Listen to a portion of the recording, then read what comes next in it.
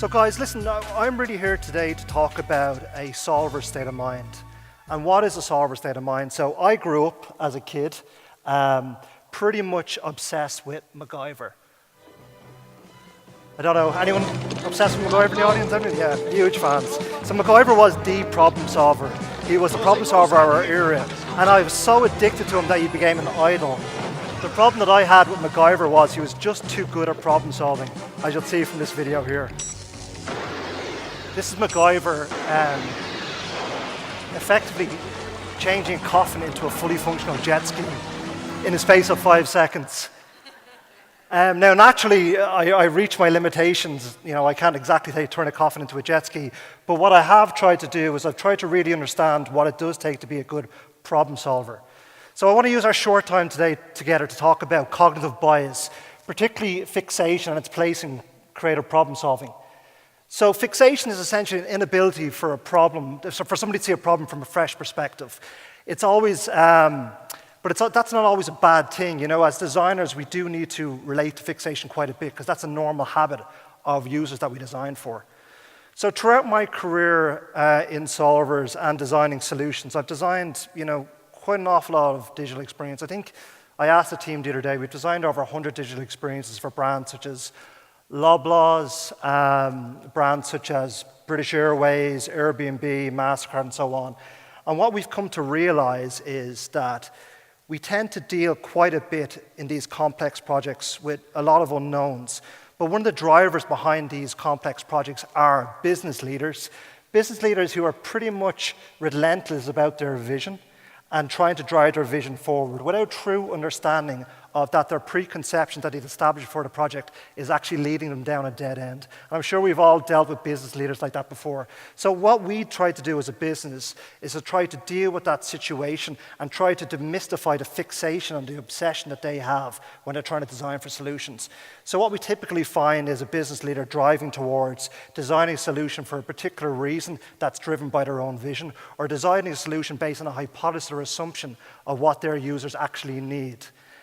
Now, obviously, that can be quite complex, and it's not really the ideal situation. I want to give you an example of how difficult it is to overcome fixation.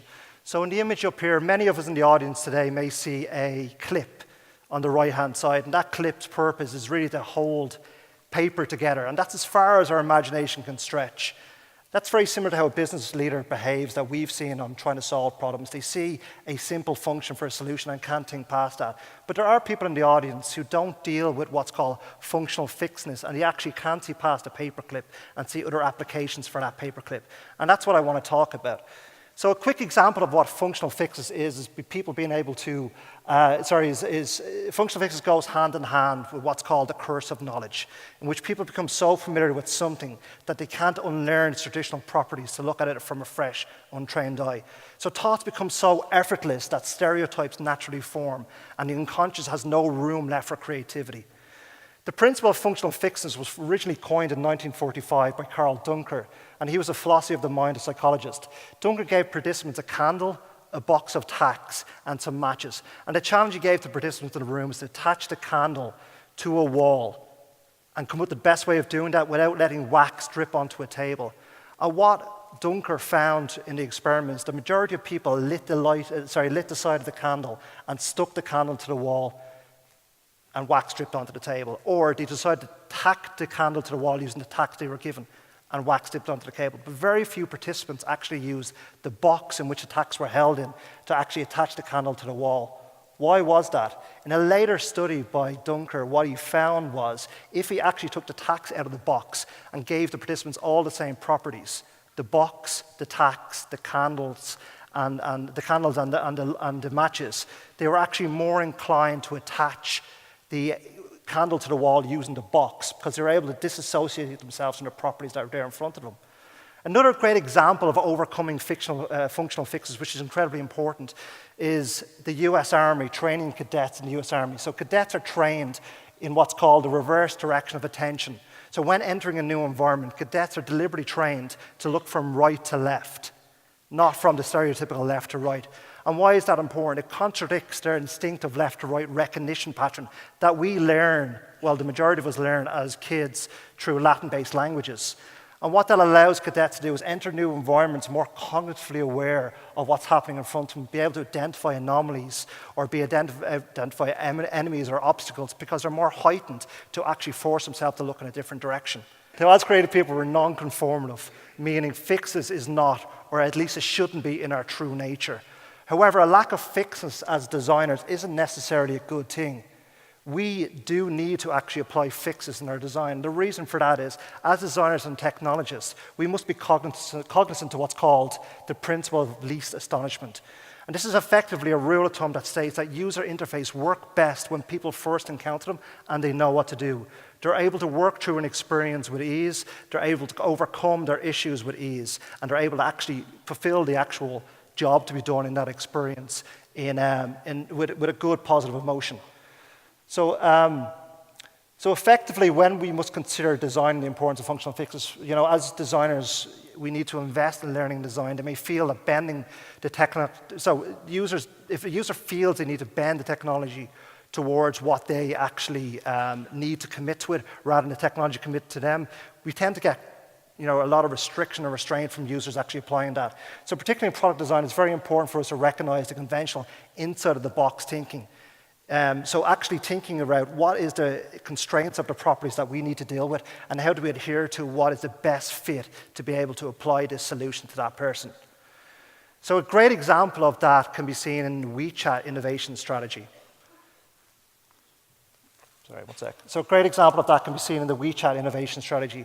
So not a lot of people notice when WeChat first went to market, they went to market by applying what's called a micro-innovation strategy.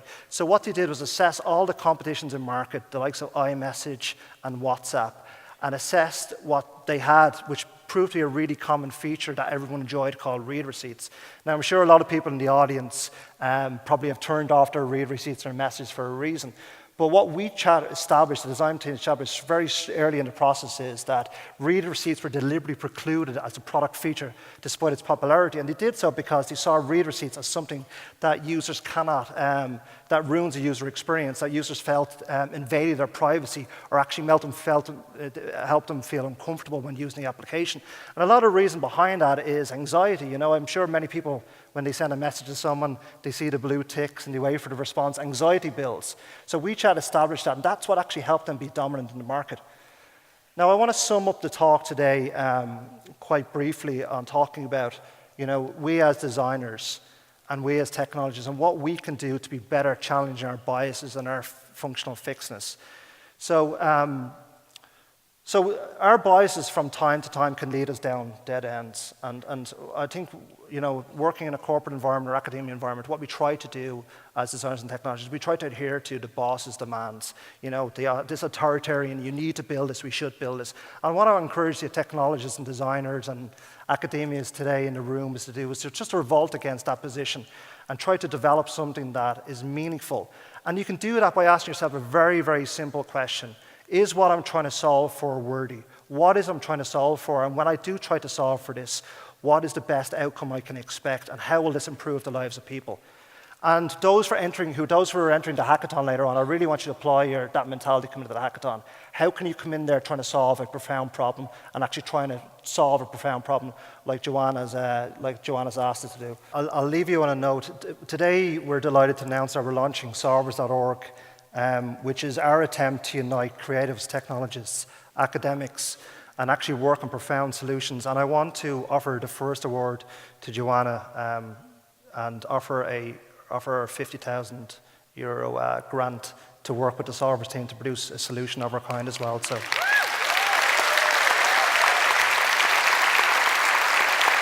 So Joanna will get access to all solvers. She'll also get access to our partners who've agreed to sign up to this.